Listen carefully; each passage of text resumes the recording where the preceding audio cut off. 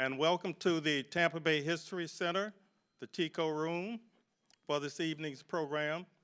My name is Fred Hearns. I'm the Black History Curator here at the History Center, and we certainly are glad to see all of you here this evening.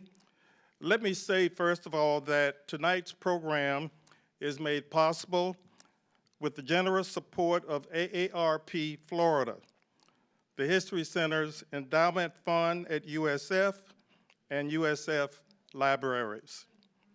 WUSF Public Media provides media support. And let me also thank the fine folk in the rear of the building from Video Light and Sound, Mickey Tozian and his team, for that wonderful R&B music. Wasn't that great? To get us started. Thank you, Mickey. Let me also say that tonight's program focuses on a topic that has been in the works for the last few years. And we at the Tampa Bay History Center are very pleased to have been a part of the team that put it together. It was a lot of work by a lot of people, and you're going to meet someone who was very instrumental in making this happen. Tonight's topic is Tampa's Soulwalk. Soulwalk is a public-private partnership. It is a platform to build upon and a community resource. Planning is intentional, collaborative, and thoughtful. Soulwalk acknowledges the ongoing presence and contributions of the African American community of Tampa. It is currently a collection of over 100 sites and includes historic markers, historically preserved architecture, and artwork from diverse perspectives. The trail is mostly there. The Soulwalk Guidebook and Bloomberg Connects APP take you to 10 lost neighborhoods. But the places are not yet connected, and it's easy to lose parts of the story when pieces are missing. Let me say that also we have in most of the seats out in the audience the booklets, the Soulwalk booklets, QR codes that take you to all kind of incredible information. Please make use of those. The City of Tampa Department of Arts and Cultural Affairs is working cross-departmentally with the private sector partners and the community to connect, correct, and if needed, infill what is missing or has been lost. So it's still an ongoing project. Let me say also that here at the Tampa Bay History Center, we encourage you to attend these programs, to go to our website, to get involved in all of the different things that we offer. We offer something for every age, for every demographic in our community. We encourage you, if you can, pick up a membership brochure as you leave the building. We also have program guides and event guides which tell you all of the information that you would need to know about upcoming programs. We have several other projects yet this calendar year. Even though the year is moving by swiftly, we've still got a lot more to go. As well as our newsletter, Coat and Chobe, and you'll find out that there are many things, as I mentioned, for everyone, including children as well as seniors. Upcoming is our 15th annual Tampa Bay History Center Gala, celebrating 15 years here at this site on Water Street on Friday, November 10th, 2023, 7 p.m. to 10 p.m. You can go to our website, tampabayhistorycenter.org, for information on these and many other activities. So tonight's program is a continuation of what we are so pleased to do here to present to the community. And again, many of these programs are free and they're all open to the public. Tonight we have over 100 people registered to attend, so we're expecting maybe some other folk may join us. We also have several Zoom registrations. So we're really looking forward to sharing this information with a lot of folk this evening. We do have a fine panel. I'm going to introduce you to them in just a moment. All of our panelists will make a 8 to 10 minute presentation, a response to a question that we're going to ask. And we've already given them the questions, but I'll tell you what they are so that you can kind of anticipate. At the end of the program, we are going to have time for questions and answers, hopefully. We're going to ask our panelists first how your work fits into the Soul Walk, because they all have played a part in making the Soul Walk what it is. And then we're going to ask them a really tough question. They all said, oh, that's a really tough one. What is your favorite stop on Soul Walk? It's kind of like asking, what's your favorite child? You've got 3 children. Which one is your favorite? I mean, it's very difficult to single it down to just one, but we've asked them to give it some thought, and if they had to select one of their most favorite sites on Soul Walk, and again, there are over 100, which one would that be and why? So let me tell you who our panelist is, and then I'm going to make a few opening remarks about 2 of the stops, 2 of the over 100 stops on Soul Walk, and then we're going to turn it over to our panel. The first member of the panel, and she's going to come forward in just a moment, is Robin Nigh. And Robin and I worked together many years ago with the City of Tampa. She's still doing a wonderful job, and Robin is Director of Arts and Cultural Affairs for Neighborhood and Community Affairs for the City of Tampa. Ms. Robin Nigh, please give her a hand.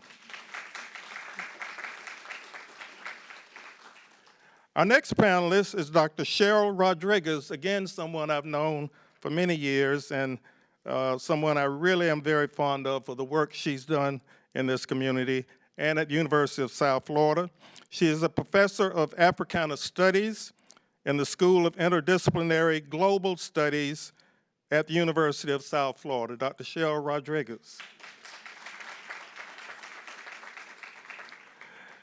And again, a friend of many years, Ms. Tina Wright, retired Assistant Police Chief for the City of Tampa Police Department. Tina Wright.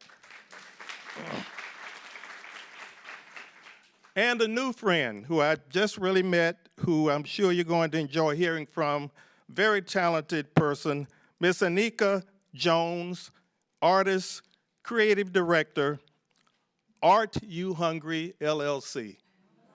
We love that title, Anika. So before we bring Robin up, I want to make just a few comments about 2 of the stops on Soul Walk, and then we'll turn it over to our first panelist. You're actually here at the Tampa Bay History Center, and just above you on the 3rd floor is our new permanent exhibit, Travails and Triumphs. How many of you have had an opportunity to visit Travails and Triumphs? Okay, several people have, but for those of you who have not, you really are in for a treat. There's nothing else like it here in Tampa. It traces the existence of Black people here in Tampa Bay for the last 500 years. And we have over 100 artifacts on display. Many of these for the first time, many folk are seeing that tell the story.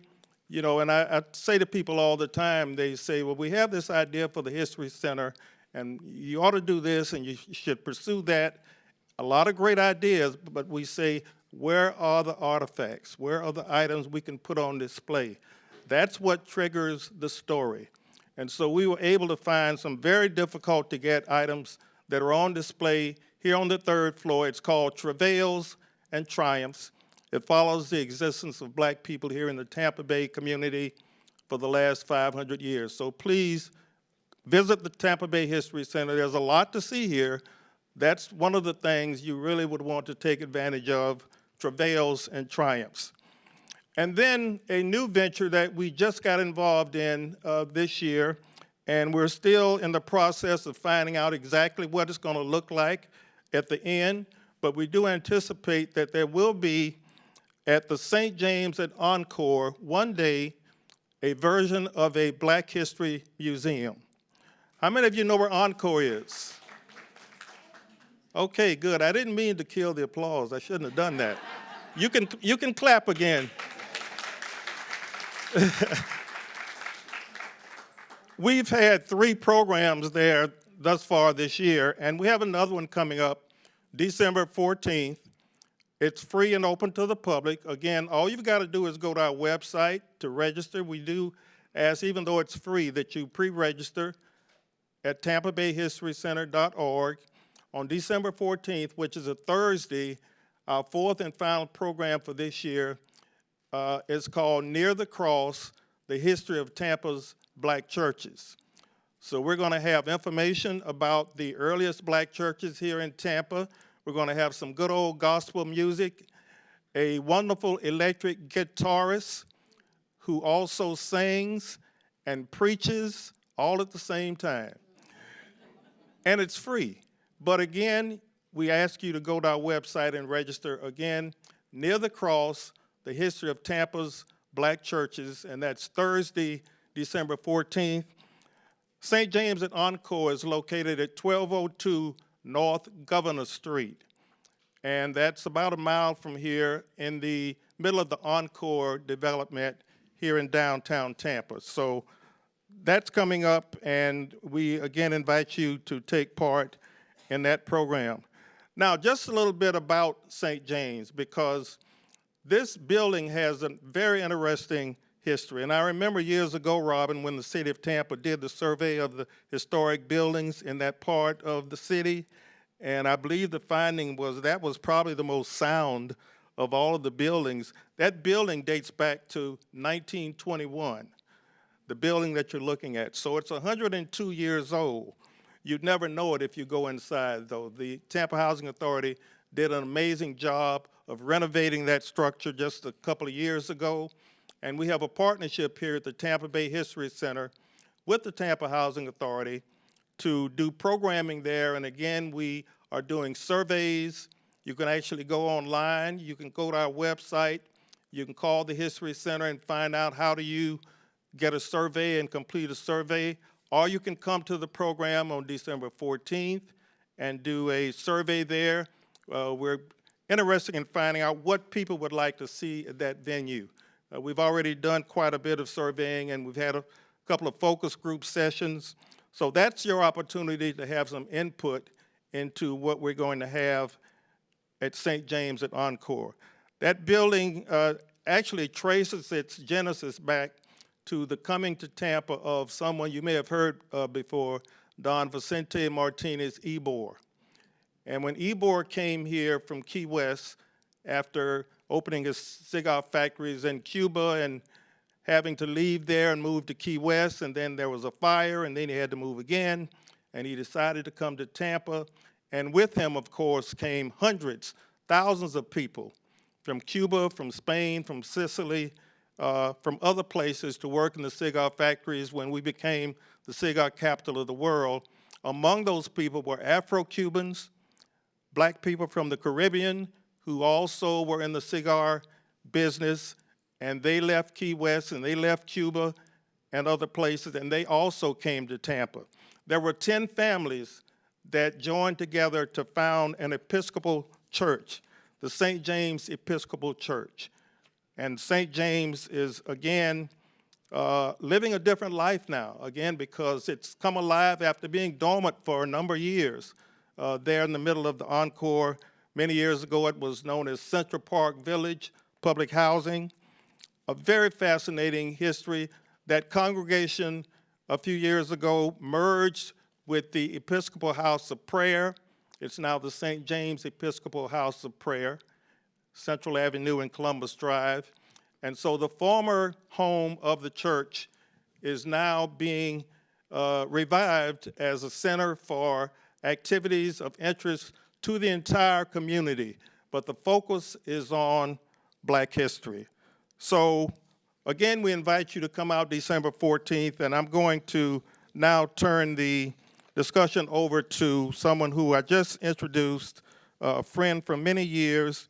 She's going to tell you a little more about this project, and I'm really interested in hearing what her favorite site on Soulwalk is, if she had to name just one.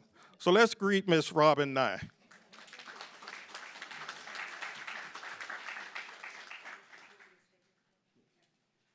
Thank Thank you. First of all, I would like to thank the Tampa Bay History Center for this opportunity. This is a terrific program and a terrific cultural institution to partner with. I'd also like to thank USF. They've been an amazing partner. Visit Tampa Bay. And you'll hear a little bit more like why that is so important, because this is a public-private partnership and would not be possible at all without everyone that's here. So I'm going to scoot up a little bit because I think this, Fred has already mentioned about this, but one thing, I'm going to skip to the next slide, and to give you a sense of where this sits, just to give you an idea where it sits and what it looks like. You don't have to be sucked into this crazy graph, but essentially, I'm sorry, Soulwalk is, I have a problem of walking around, so I'll try not to do that. But Soulwalk sits in the, up there in the blue areas with our programs as a public-private partnership. There's a lot of parts to Soulwalk that we are trying to connect, and that is where we are working with all of the scholars and community people who have the information, have the stories, and work to put it together. That is why this is a long journey. We have, there's the historic markers, which you heard about in the lost cemeteries, in addition to the signage, the oral histories. There's a lot to put together here. So we are doing things very differently. And a reason is because it is important, it is all part of community building. And we looked at a lot of things that are out in the public realm and how can we get people engaged in them? How can we make that connection? And also be aware of that young people are not as discriminatory in terms of like what is an art object. We could also look at traditional and non-traditional Western forms. So there's a lot that we can do, and there are so many stories, and especially with such a vibrant and the community that's still here. We want to get some of these seniors candidly, before we lose them. So there's just so much here that we want to capture.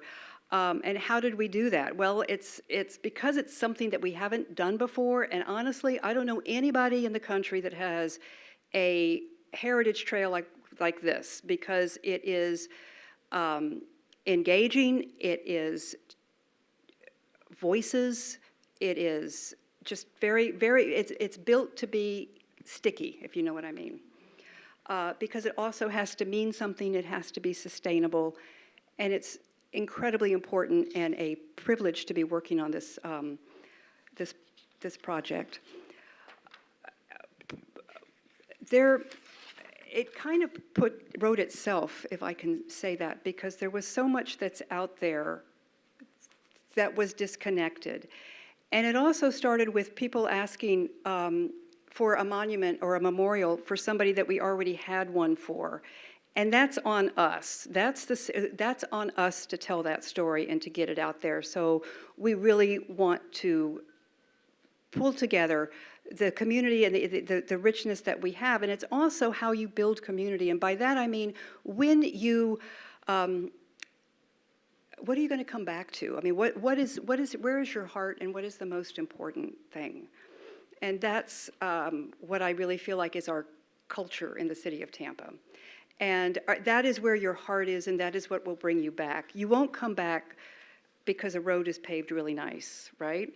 I mean, you'll come back, though, where your heart is, where your family was, where their stories were, where the food was, where you felt like home, where the shade was just, it enveloped you, and where you could have, you know, fruit picked off the tree with your friends. That's home, and that's what we're trying to kind of connect and really embrace and share with the community. I'm sorry.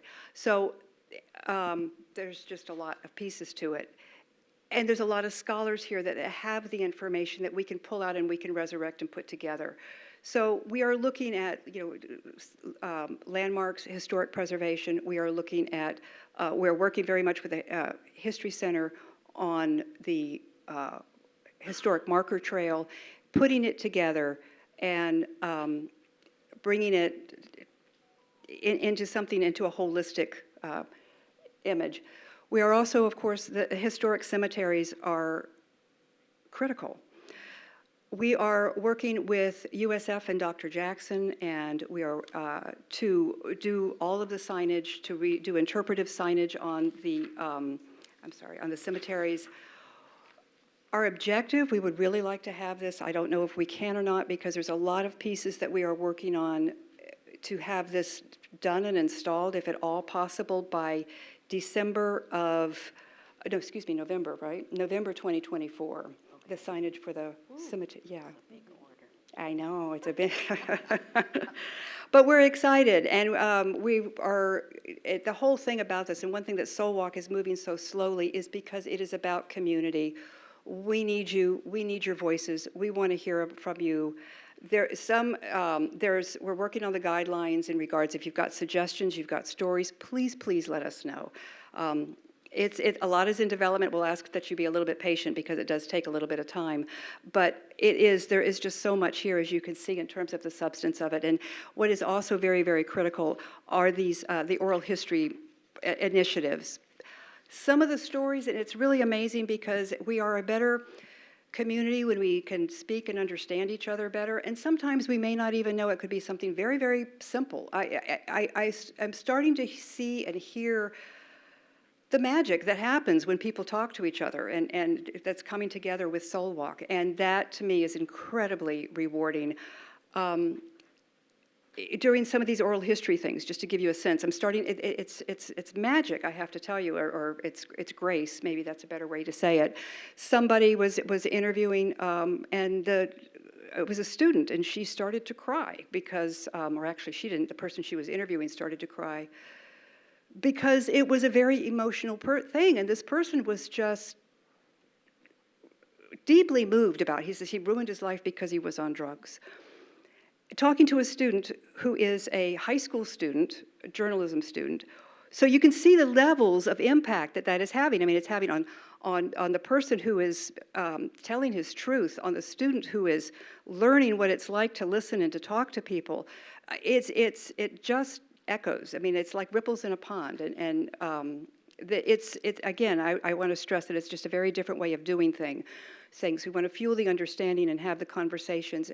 Increasing empathy, I think, honestly, in times like now, is a really good thing.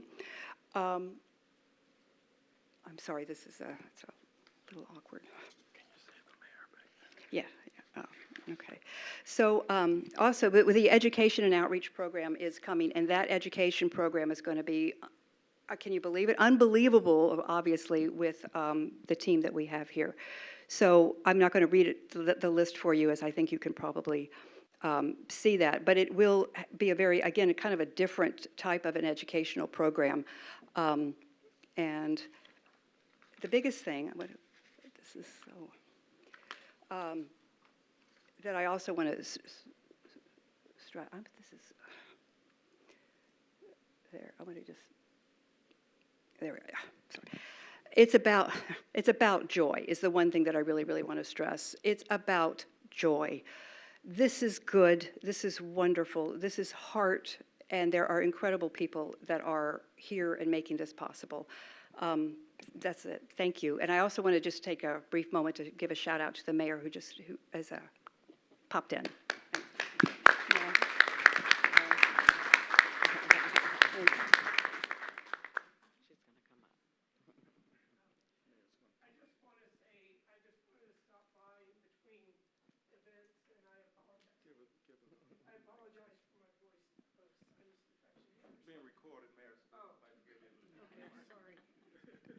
I just wanted to stop by in between events this evening just to thank the panel. Thank you, Nika. Thank you, Tina, everyone. Thank you so much for all the work that has been done to ensure that we understand, celebrate, and ensure that our history is maintained to be able to share with the next generations. Because we are such an incredible city here. The diversity, everybody that has had a hand in making Tampa the greatest city in the nation, we have to make sure that we ensure everyone understands that and knows our history. So very, very exciting time. I'm so proud of of Fred, everything that you've done for our city, and Robin, everything that you've done working with our community to create this Soul Walk. And this is going to be something that I have no doubt is going to be nationally recognized. So I just say thank you for what you have done for our community, because this is going to be of value for eternity to our city. And thank you for the part that you are playing as well. And please talk to your friends, your neighbors, anybody that has a part of history in the city, they have a voice. Make sure that that voice is heard, because we all are a sum total of our life experiences, and it's those experiences, bringing them together, sharing them, that make our community great. So thank you all for being here. Thank you, thank you, thank you for all that you have done.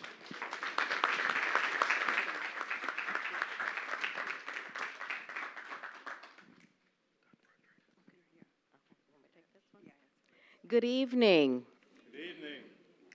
I am just thrilled to be here this evening with all of you. Thank you so much, Robin, for just your imagination, your dedication. It has been such a pleasure and an honor working with you, not only on this project, this is the big one, but on other projects through the years. It's really been a tremendous experience. When I looked at that question about what I bring to Soul Walk, you know, I feel very humbled about that, because really so many people have contributed to this project. But my first answer really is that I bring a strong family connection. My family is grounded in the history of Tampa. My grandparents were among those Afro-Cubans who came here to work in the cigar factory when Ybor was a cigar town and a cigar factory town. And so my life started there with them. Their dreams and their hopes for their children, and they lived here, they raised their children here. Afro-Cubans have a very rich history in Tampa, and I am very proud to say that my father, my Uncle Michael, my Aunt Mert, they were all a part of that history.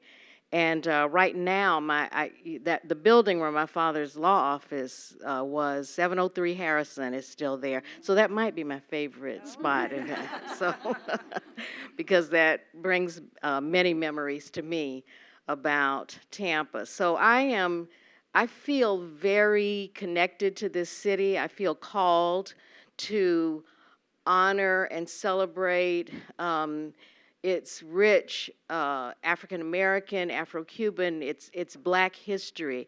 I feel that our communities are inherently valuable, and that is what my work has been about for the 30 years that I've been at the University of South Florida.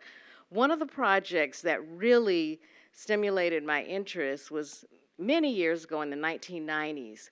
Susan Greenbaum, a professor at USF, she and I and a group of very enthusiastic graduate students worked on a project called Central Avenue Legacies. We didn't have the high-tech, we didn't have technology, we didn't have a lot of the resources that we have today, and we just got this idea that we would create a walking tour in Perry Harvey Park. We just collected some old doors and put addresses on them and some history of different Central Avenue businesses, and we worked with people in Central Park Village, especially the children, to have what we called a walking tour through Central Avenue, because of course Central Avenue was no longer there in the 1990s. It had been destroyed by urban renewal and the highway. So we had to use our imagination to teach people that this was a historic neighborhood. There was a richness here. And I remember talking to the children about that community that you could no longer see. It was called Orange, it's now called Orange Avenue. And they were just stunned that they lived in a historic neighborhood. So we created this day-long program that honored this history of Central Avenue and the Scrub.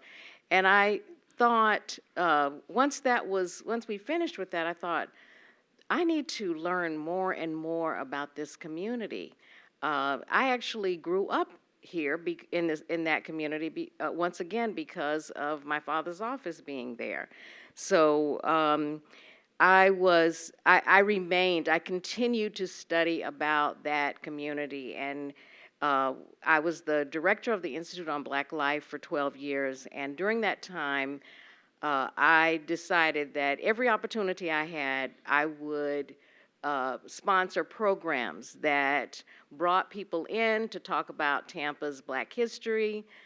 So we did programs on different aspects of Tampa's Black history, our churches, our artists, many different topics, and it was truly, and once again, an honor, and I felt like it was a calling. This was something that I felt I was supposed to do in honor of my relatives.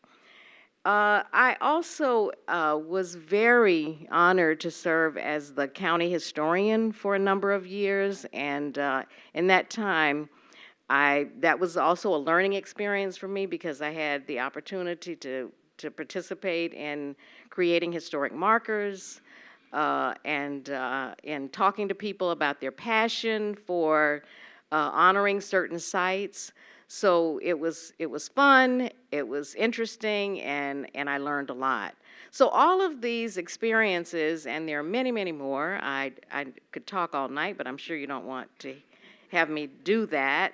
But all of these experiences have really contributed to my knowledge of Tampa's Black history in particular, and then my love for Tampa has grown and grown over the years. As Robin said, it is the love of home that guides our passion for learning more and more.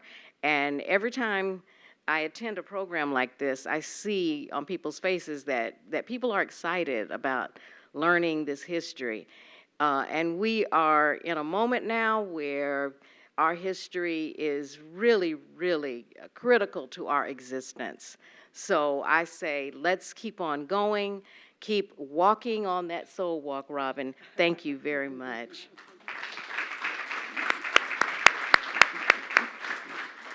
Mike, there we go. Oh, she already has one, okay. Sorry. Good evening, everyone.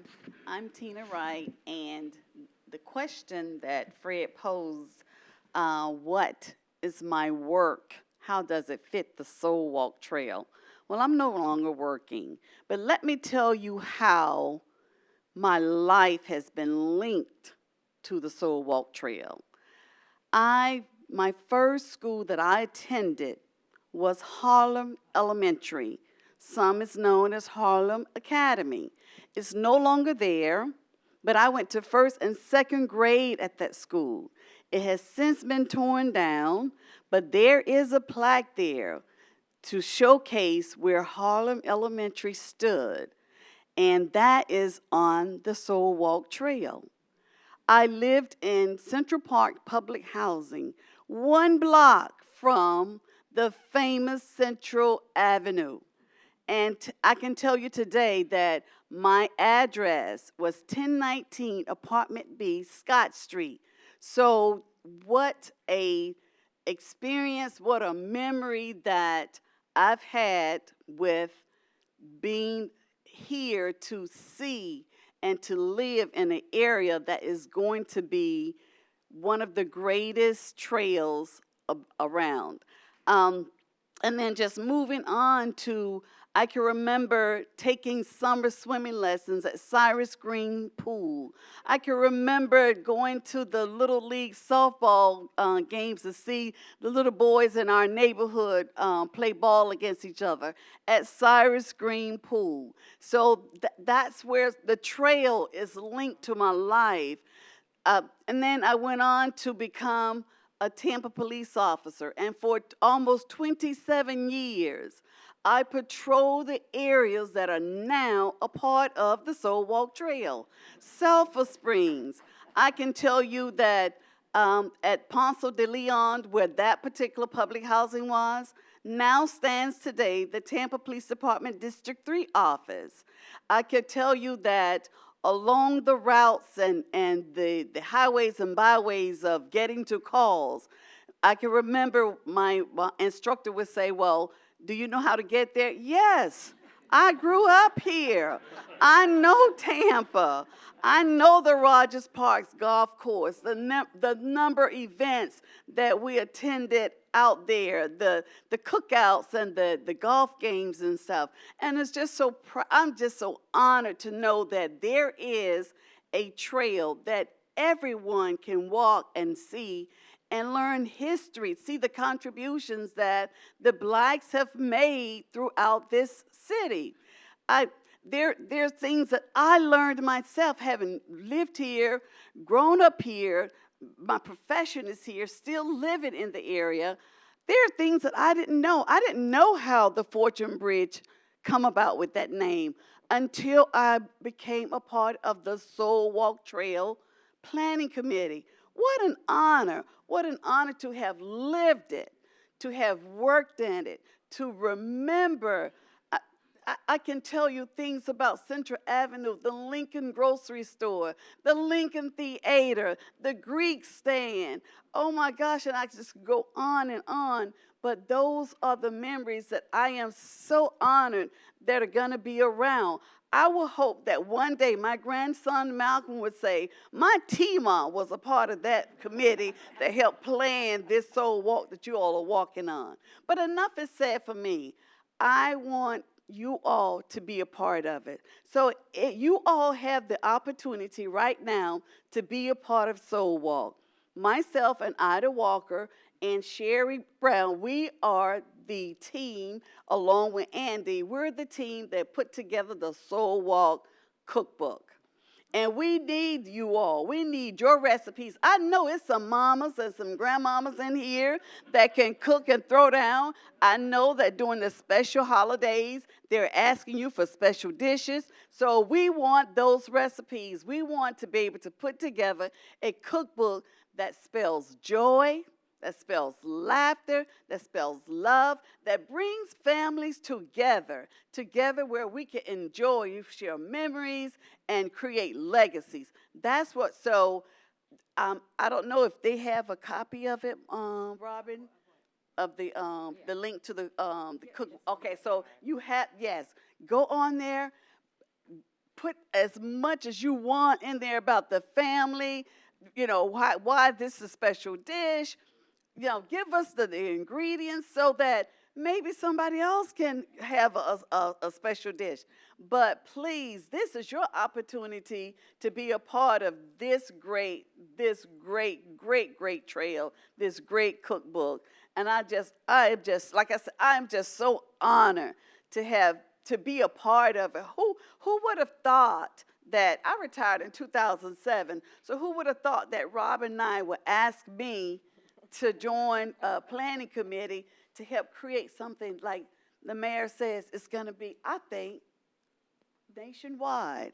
People are going to be coming from all over to go, oh, I want to see that soul wall. I want to see where Ray Charles recorded a record. I want to see the place where James Brown came. I want to see these places. So I just can't say enough about how my soul is happy to be a part of it.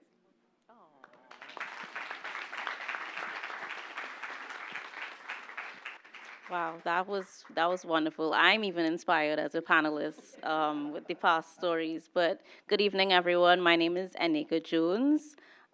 Thinking how my work is connected to Soulwalk, I actually had to go right back to the beginning with when Robin approached me with the project, and I was thinking, okay, they're probably going to ask me for a piece of artwork because I am an artist. I do portraits. So it would be something maybe around portraiture. But once we got to talking and really me learning about Soulwalk, and what it stood for and what it would do for the community, I said, yeah, no, a portrait is not going to do this community and this message and just this entire thing justice. And so I had to dig a little bit deeper. I'm originally from Trinidad and Tobago, so I came to Tampa in 2016. As a student, I studied at the University of Tampa and graduated in 2020. And so I had spent 7 years in Tampa. It basically is my second home. And so thinking about how I could really connect my artwork that I had been creating in the past with this project and this Soulwalk, I said, you know what, maybe it's not about me just presenting a work of art just as any artist would. Why not involve the community? Why not think and dig a little bit deeper into how the community could be involved in a project like this?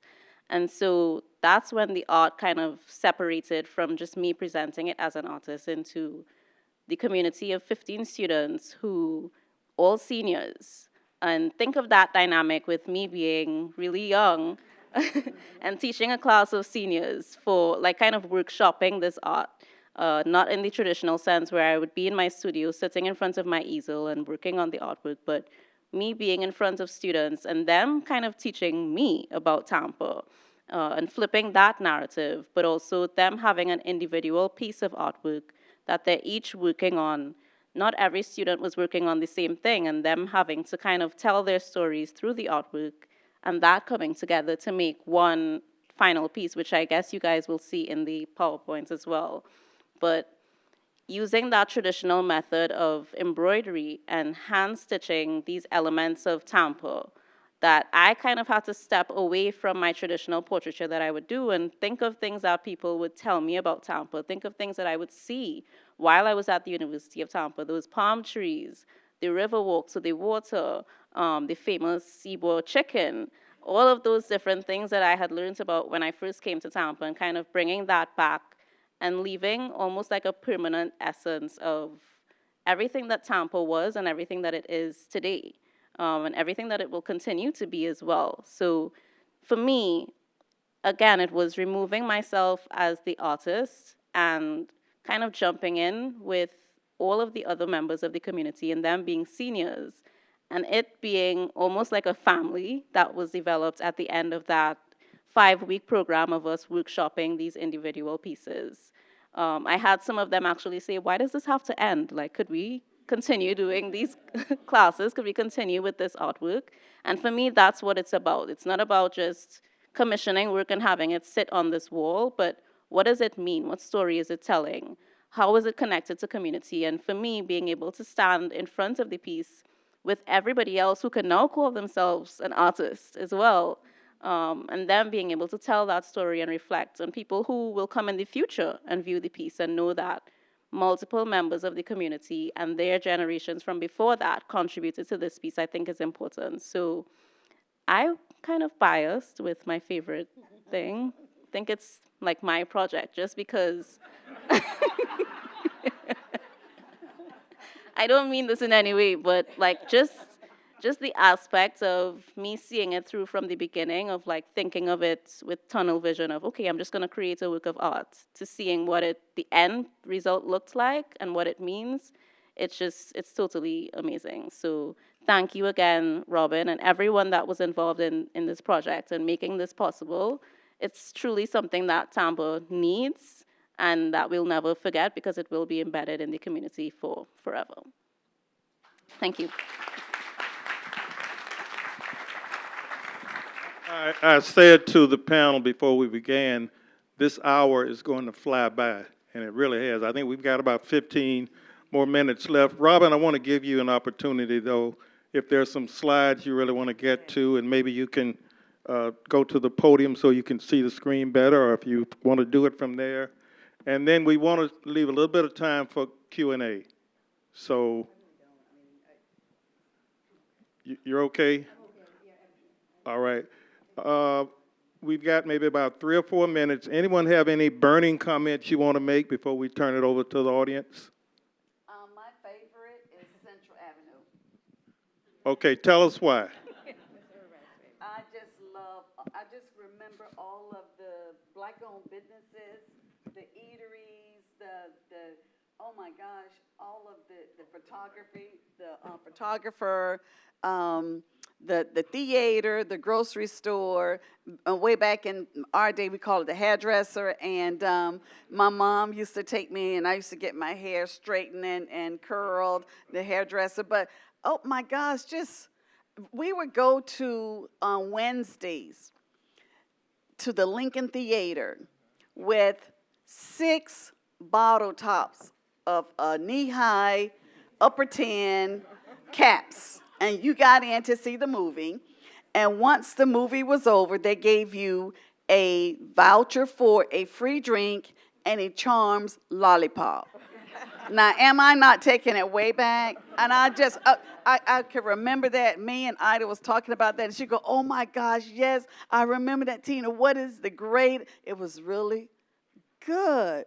And I just, but I just remember the foods and the pharmacies, and oh my gosh, I can just close my eyes and just see the people, it was just booming and thriving.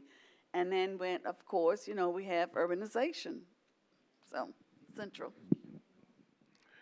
Well, let me say quickly, and then I need to find out how we're going to handle the Q&A. Do we have a mic out there? Or, okay. So while we're getting that organized, let me also say, there are many, but I'd probably have to zero in on Central Avenue also. Now, I grew up on the east side of town in Belmont Heights. And so often we didn't have bus fares, so we walked or caught a ride. We'd ride with somebody over here. Central Avenue was great, but then the other thing was Central Park Village had an auditorium where they would have the dances after the football games. Now, if you were from Belmont Heights, you didn't come over here by yourself. You'd have to have some other people come with you because you were in enemy territory, so to speak.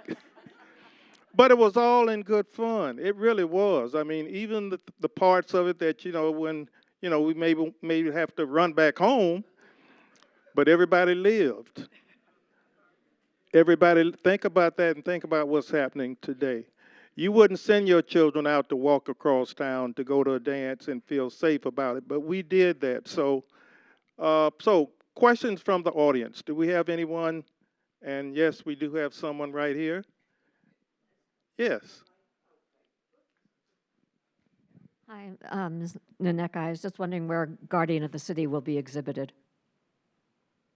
It will be at the Hannah building, I believe. Yes. Hannah Avenue building. It'll be on the first floor in the main entrance of the new Hannah Avenue Center. And please, if you can, go and take a look at it. I know I said I was biased, but it really it really is beautiful, and it's just different from traditional art. It's embroidered, so they've physically stitched into the canvas. So just please go take a look at it. It's not installed yet, just a little heads up, because people are moving in and it's busy, so we want to protect it, so it's not there. It'll be there November. Okay. Yeah, sorry. Okay, thank you. Good evening. Just want to say thank you for designing and developing Soulwalk.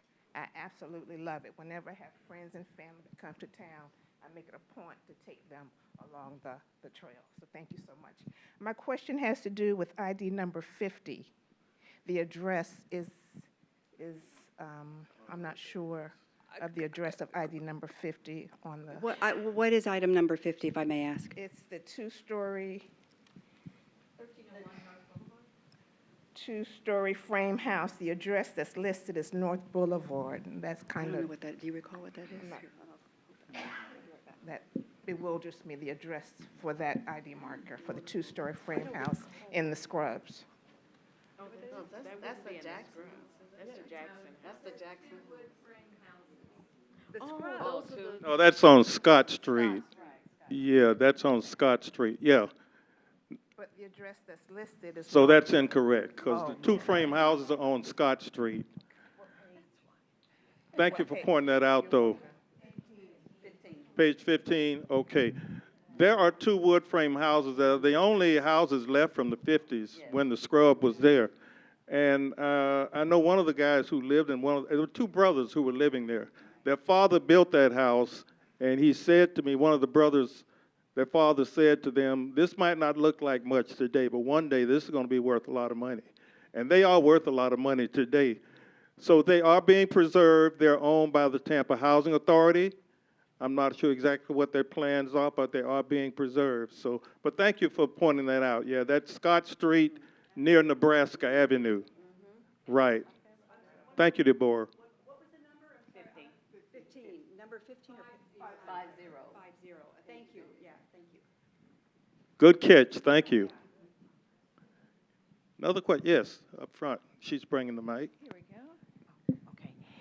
What are the plans for the Jackson House?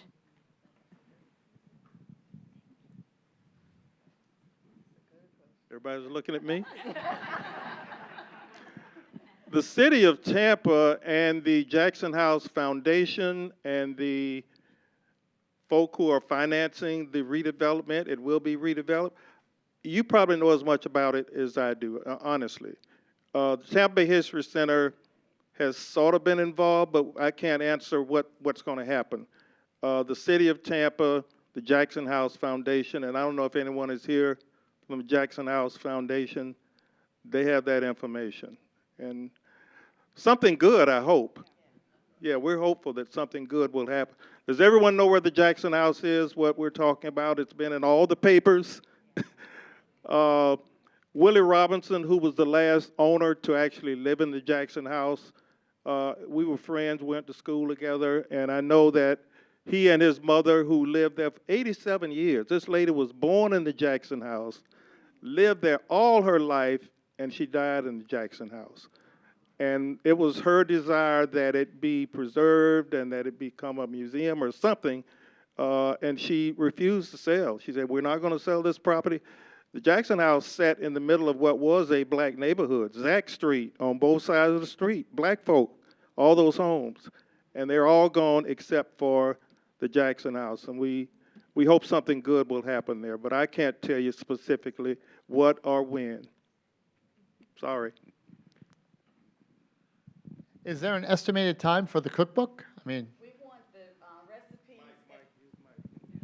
We want the recipes to get to us by December 1st. So, that's why we're really pushing it. And, it's holiday season, so I know that, you're gathering your menus and what have you. So that should be, just pick out one of those recipes and submit it for the cookbook. We have a question from our online audience, and they're asking for more information about the scrub.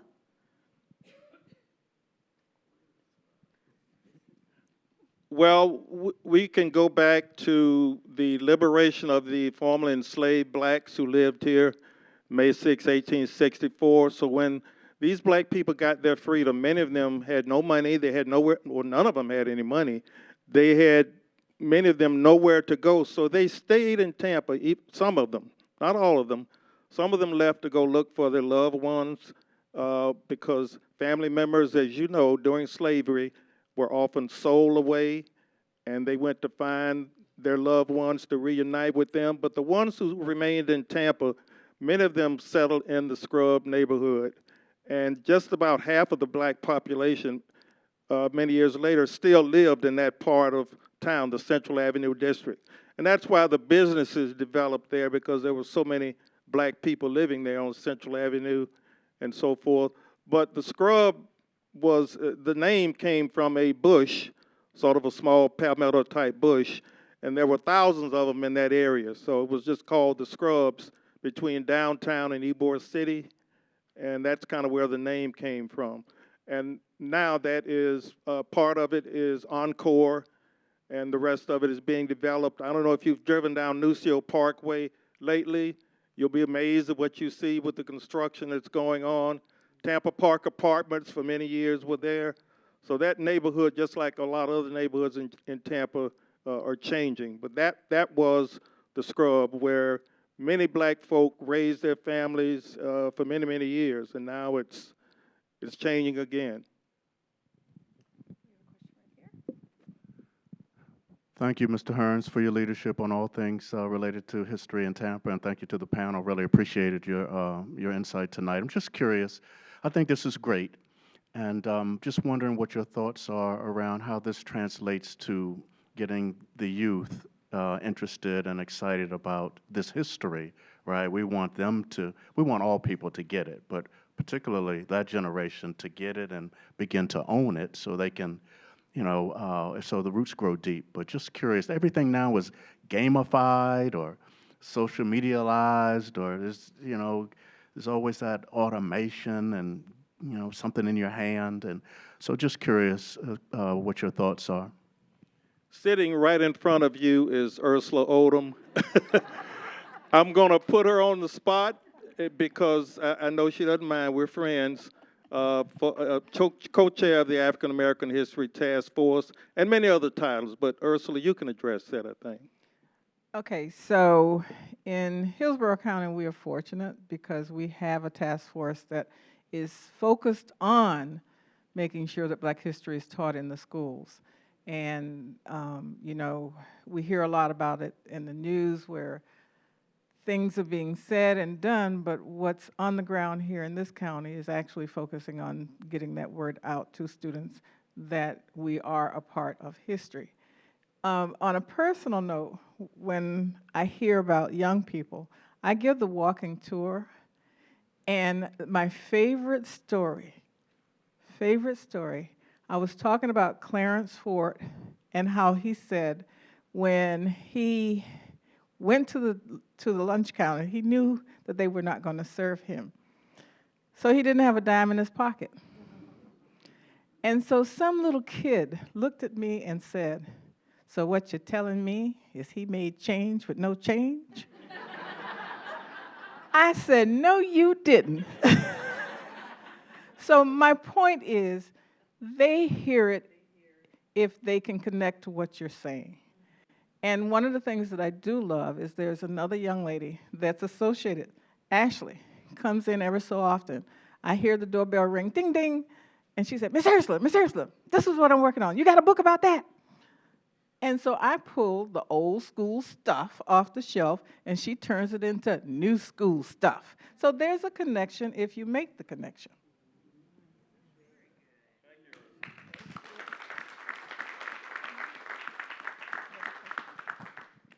Hi, I just wanted to know on the Soul Walk, with all these different landmarks, in between the landmarks, is there any kind of physical connector, or do you have to, like, on your phone know where you're going to the different sites? Great question. And I will say, right now it is that, okay, but that is changing. We are going to, signage and wayfinding is in development, so absolutely it's going to be kind of confusing because the signage that's out there is what's existing. So you will be seeing it coming consistently and connecting everything. And also on the app, on the Bloomberg app, to mention that, is that it is going to be updated soon so that, because right now when you pull it up, it doesn't have that GPS thing. It just kind of shows you what you pull up, not where you are on it. That's changing. So that'll be updated and it'll be a little easier to get around. So it is a work in progress, absolutely. So we have a ways to go. I think we have time for maybe one more.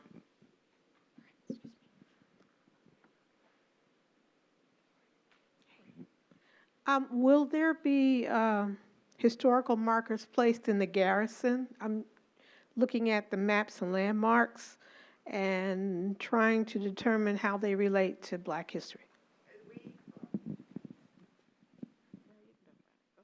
You talk about garrison. I can tell we are working. Well, it's on our list. A historic marker. Yes. I know more about the scrub than I do about the garrison, but that is one of our historic neighborhoods that really hasn't been recognized it hasn't really been recognized in our history. I know that a while back some archaeologists were doing some archaeological digs there in that area that we know as the garrison. It's between downtown Tampa and the Scrub. So I don't know if there's a marker, if there's going to be a marker there, but there needs to be. It's on our Yeah, list, there needs to be a marker there. We're asking for one. Let me say this, there is a discussion, and we can't talk about it a lot right now, but there is a private property owner who is discussing doing something along those lines in the Garrison. The Garrison is very personal to me because my grandfather was a longshoreman, and he actually owned a business, a small sundry store in the Garrison. I don't know if any of you all know where the Garrison was. We're very close to it, where we are here, actually. Just a little bit north of here, going toward Ybor City. There was it had a bad reputation of having a lot of package stores and bars, and it was a rough neighborhood. And there were a group of people who lived there. It wasn't just a place where business took place. There were some black people who lived there, primarily black people. And they said, we need a church in this community to combat some of the negative things that are happening. And so a church was organized called the Garrison Center. But it was a church called the Garrison Center. It is now Pleasant Chapel African Methodist Episcopal Church in Belmont Heights. That's where it started, in the Garrison. So I know a little bit of that history. There is a marker coming. Stay tuned, okay? And I think we're pretty much out of time, and give yourselves a hand, please, for being a great audience. And another hand for our panel.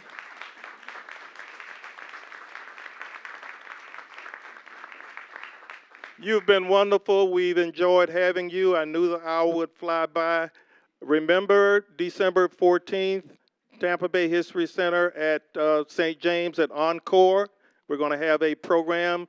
And because it's so close to Christmas, it's going to be festive.